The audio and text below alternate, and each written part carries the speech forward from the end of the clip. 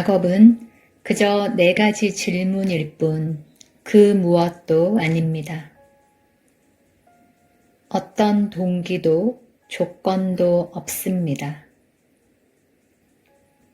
그것은 당신의 대답 없이는 아무것도 아닙니다.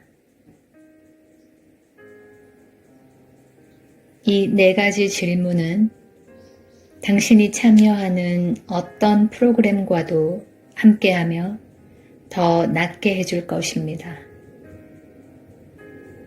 당신이 믿는 어떤 종교와도 함께하며 더 낫게 해줄 것입니다.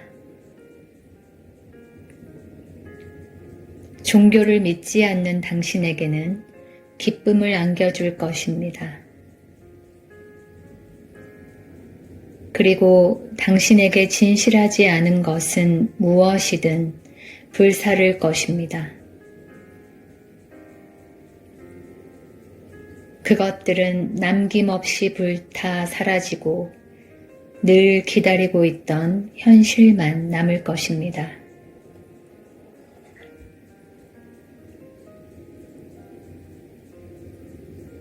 이 책은 당신의 행복을 위해 쓰였습니다. 수많은 사람들이 작업을 통해 도움을 받았습니다. 이 책은 작업을 당신의 삶에 어떻게 이용하는지 보여줄 것입니다. 우선 화나게 하거나 우울하게 하는 문제들과 함께 시작합니다. 이 책은 그런 문제들을 조사하기 쉬운 형태로 종이에 쓰는 법을 보여줍니다.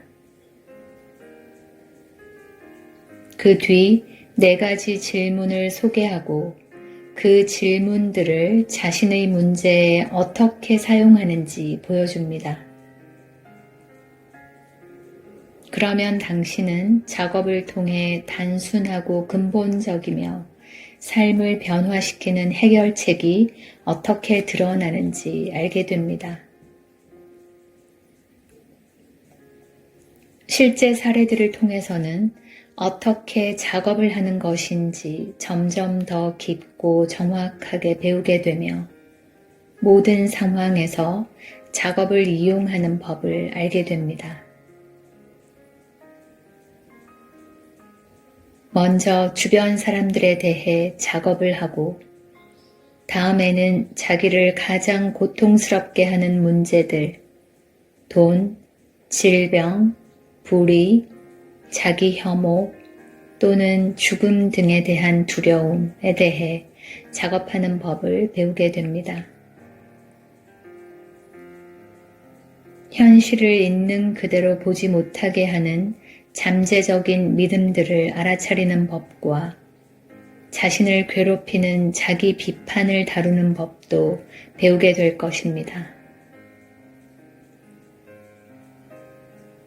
이 책에는 당신과 같은 사람들이 작업을 하는 사례가 많이 실려 있습니다. 자기의 문제는 해결될 수 없다고 믿는 사람들, 사랑하는 가족이 죽었거나 가족에 대한 사랑이 식어서 남은 삶이 고통스러울 것이라고 굳게 믿는 사람들이 작업을 했습니다. 당신은 이제 심하게 우는 아기 때문에 상심한 어머니, 주식시장에 대한 두려움 속에서 살고 있는 여자, 어린 시절의 트라우마에 대한 생각들 때문에 공포에 떠는 사람, 부하 직원 문제로 골머리를 앓는 상사를 만날 것입니다. 그리고 그들이 어떻게 고통에서 빠져나오는 길을 찾는지 볼 것입니다. 당신은 이런 사례들과 각 장 첫머리에 언급된 도움말을 통해 자신의 고통에서 벗어나는 길을 찾을 수도 있습니다.